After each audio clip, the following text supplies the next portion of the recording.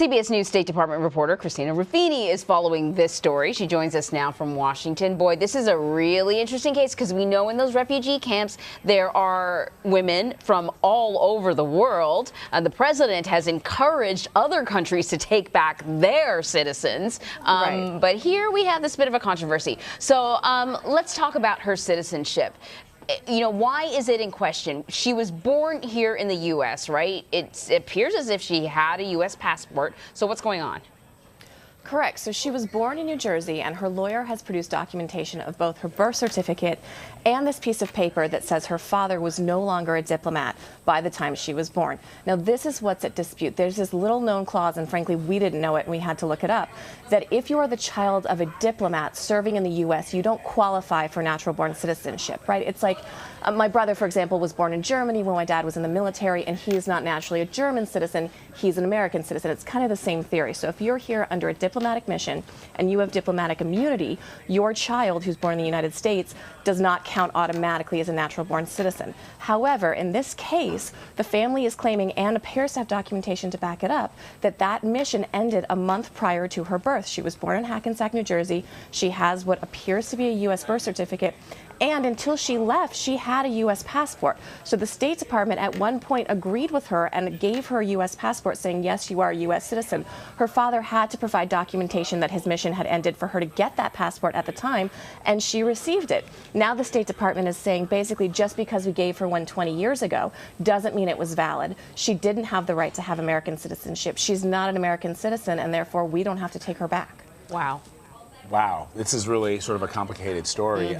So if she were to come back, Christina, what kind of charges would she be facing? She could be facing a myriad of charges, and it's interesting because she's not trying to obfuscate that. She's not trying to say, you know, I want to come back and just live with my parents and I'm very, very sorry. Her lawyer says she's willing to come back and face prosecution. And the sticking point is this is exactly what the U.S. is asking all these other countries to do. Vlad, you know this because we were working in Brussels. Belgium has a huge problem with a lot of these foreign fighters. France has a huge problem with a lot of these foreign fighters. And the U.S. has encouraged them to take back a much larger number of foreign fighters than the U.S. would be facing. However, in this case, it's more of a do what we say and not what we do, because it appears the State Department has gone to great lengths to justify why she can't come back and face prosecution, which her attorney says she's willing to do. So, Christina, I think earlier in the week we also reported on another ISIS bride. This one was from the U.K. She also wants to return to the U.K. As I understand it, Britain has told her that she cannot return to the U.K. and they want her to go to, I believe, Bangladesh or something like another country where she has a familial connection.